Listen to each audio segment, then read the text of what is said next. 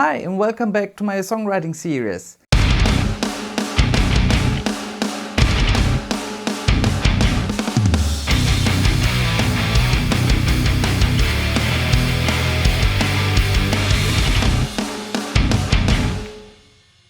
In the last episodes we started with nothing more than a basic riff idea and gradually shaped it into a full verse and chorus sections, and with each step the song grew more emotional, more dynamic and closer to becoming a complete instrumental piece. In today's episode we'll be constructing the bridge and solo section. So this is the moment where the tension reaches its peak and the lead guitar takes center stage, delivering everything it's got. To make the solo truly shine, it needs the support of a massive driving and crushing rhythm section and together creating as much energy as possible. After the solo, we'll ease the intensity, pulling back just enough to let the final chorus bring a sense of resolution and release, but that we will be doing in the next episode. If you haven't seen my previous episodes, I strongly suggest checking them out so you can join me in writing the song. My name is Julian, a guitarist from Germany with a true passion for songwriting, and here I will share how I approach creating music, whether it's at home on your own or together with your band. And if you feel inspired, I'd love for you to join the journey and add your voice to the process. Let's discover the art of songwriting side by side. Let's begin with the guitars. The initial question is, should we start with a simple chord progression and build our solo around it, or should we start with the solo?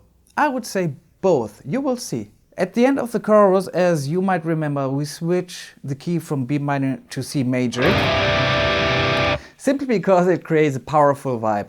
Well, it looks like a C major scale, but actually it is C Lydian because both scales share a large overlap, which makes transitions between them feel relatively organic.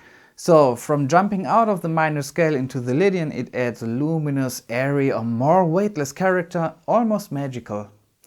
I like that kind of transition very much, and well, anyway, C major is the perfect spot to launch into the bridge, so we can hold on the C major chord and then transition into E minor, which is a common chord in both keys.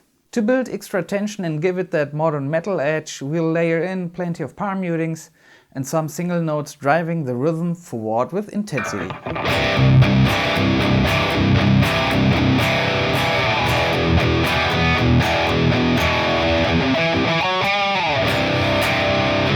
In the second half of the bridge we can change to chords and go over to an A minor followed by a G major and then going to F major. So we again change the key and fall back into a melancholic atmosphere, but just for a brief moment.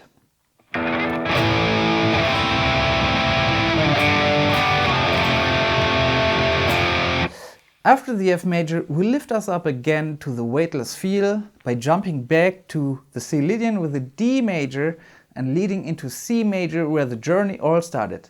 Theoretically it must sound weird maybe, but let me show you what I mean. So here is everything with drums, bass and keys.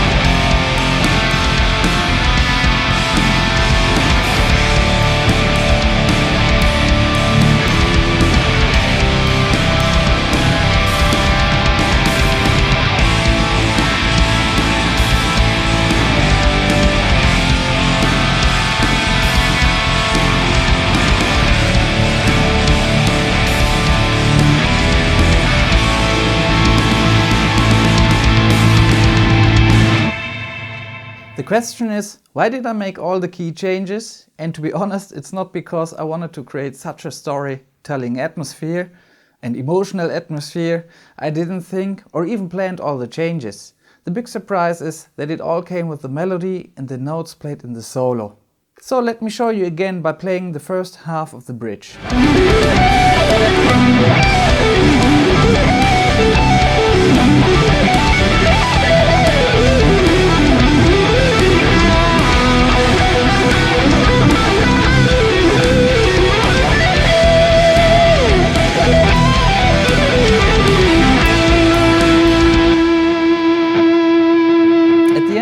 first half I play that run here. Or something like this. And the next note I want to play is the E here. And that specific note gives me the idea to change the key to A minor. And when I play around a little bit, I come up with this here.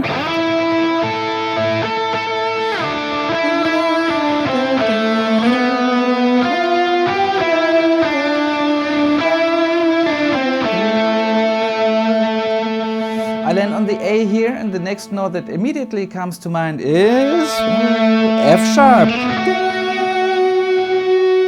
The major third of a D major chord.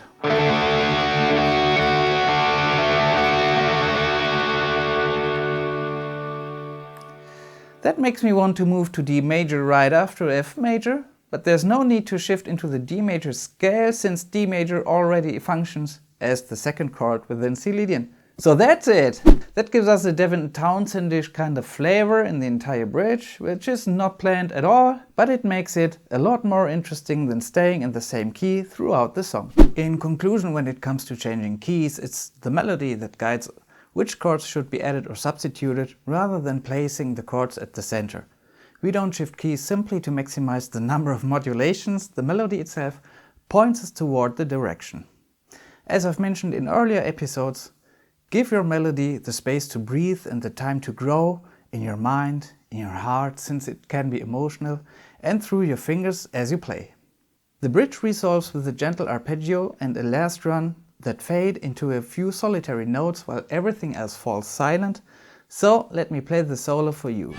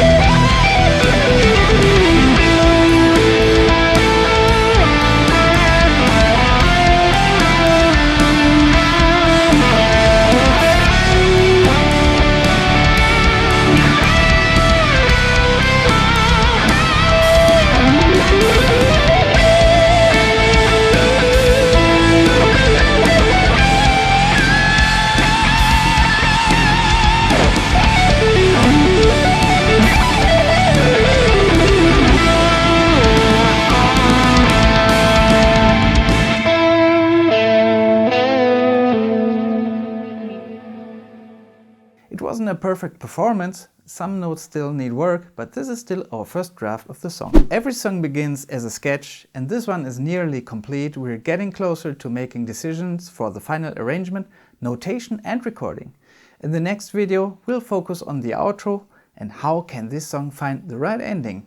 Don't forget to like and subscribe if you want to follow the evolution of this track, and leave a comment with your thoughts. I'd love to hear how the music feels to you. Thanks for joining. See you in the next episode. Bye.